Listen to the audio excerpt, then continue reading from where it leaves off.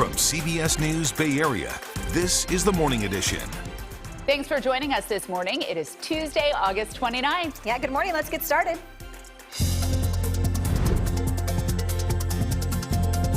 If you prepare for it, then you're ready. Bracing for impact, Floridians alert and active to defend against Hurricane Idalia as the helpers move in. My dad has such an honor. Honor and the fight for justice. A father beaten on the job, his family demanding answers and accountability. I would definitely say that they're very worried. Echoes of Emeryville in the mall brawl that has people calling for better security. Plus, Harrison comes home in a dazzling debut. Kyle Harrison's magic on the mound. You know that we do it grande. And a sterling silver honor for Beyonce. Santa Clara giving love before Levi's tomorrow for the music icon. I just feel good when I know Beyonce is coming to town. Good morning, everybody. I'm Reed Cowan. And I'm Nicole Loomis, and I just want to go for the wardrobe, the costume changes. That looks so fun. I'm literally having FOMO right now. This is going to be all day. I'm going to complain that I'm not going to the concert. I have to wake up so early, but that's okay. Yeah, Darren has been picking out his outfit, just stressing over it for days and days. Right, Darren? I didn't know Beyonce What's a boy to do? I didn't know Beyonce was doing a show in the Bay Area. Oh, where are you? Until it was all you guys were talking about. You're welcome. You're welcome. You're welcome. Thank you. Thank you. Apparently, somebody called Taylor Swift was also here, so I'll need you guys to fill me in on that. No clouds out there today. The marine layer pretty much gone. Those are your signs. This time of year, when you wake up like this, it's nothing but clear skies. It's going to be kind of warm today. And there's a theme that's going to play out because today and tomorrow are the two warmest days in the 7-day forecast.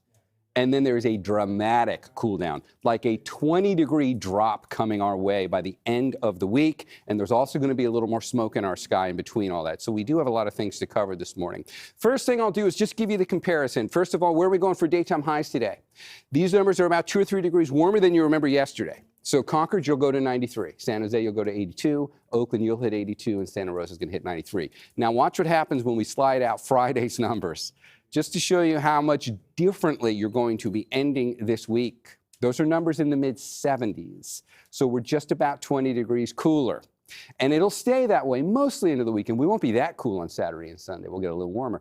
But we're still going to stay well below average going into this weekend. We'll take a look at the weekend forecast. And I do want you to see what happens tomorrow with a little more smoke coming our way. I'll see you with that in the complete first alert forecast. For now, Gianna, what's going on the drive? A little wind, Darren, especially for anyone making that trek into the Altamont Pass this morning, and a lot of brake lights for anyone heading towards the Bay Bridge.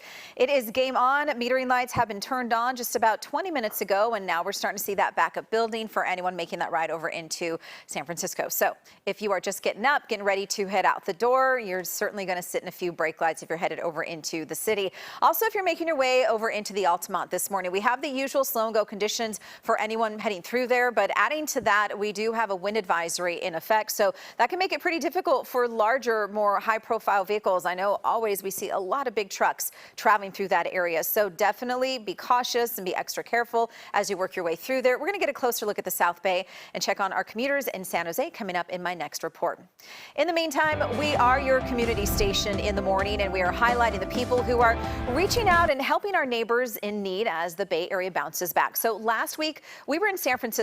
Next week, we're going to be in San Jose. But this week, we're in Oakland, and that's where a new oasis is springing up in the middle of a so-called food desert. According to the latest USDA data, food deserts, that's the areas you see there shown in orange on the map, can be found in nearly every part of Oakland. A food desert, by the way, is an urban area where it's difficult to buy affordable, quality, fresh food. And people who live in those areas, way more, suffer from higher rates of disease like diabetes and have a shorter life expectancy. So last year, the only full-service grocery store in West Oakland shut down, which created a food desert in the neighborhood. So since then, a local Oakland family has launched a weekly farmers market where families can stock up on things like fresh fruits and vegetables, and now they're doing even more. So Sean Chitness is live in West Oakland for us this morning to tell us a little bit about the great things this family is doing in their neighborhood.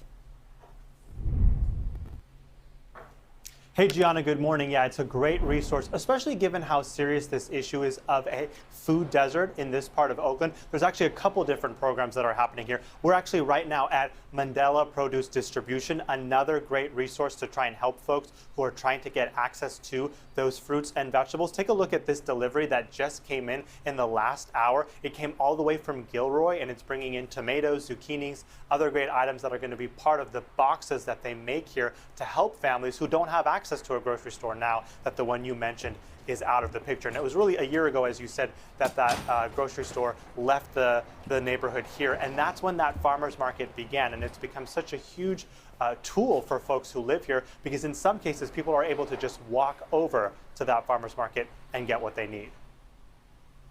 It's always fun to watch right at 10 a.m.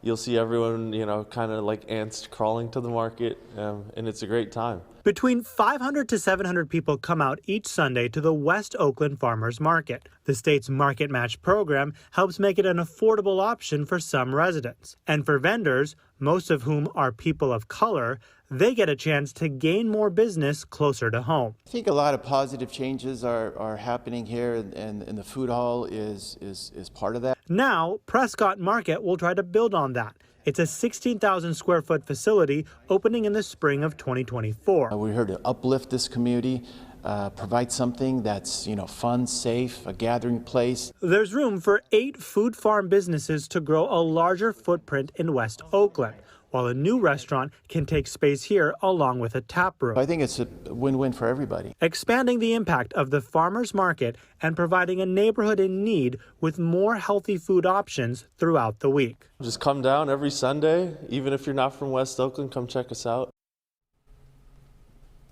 So the West Oakland Farmers Market open year-round on Sundays from 10 to 2. And coming up here, we're going to learn a little bit more about what's happening at Mandela. They're going to put me to work, guys. We're going to make these boxes. It's really a great opportunity not only to feed people, but it actually is helping farmers throughout the area as well. So a great program. We'll tell you more about that in the next 30 minutes. Guys, back to you. All right, Sean, thank you. And get to work. No, actually, we thank Sean because he's done a great job getting us these stories and information in Oakland this week. And it is a win-win. Businesses are getting, people checking out their products, plus they're getting fruits and veggies to the right people.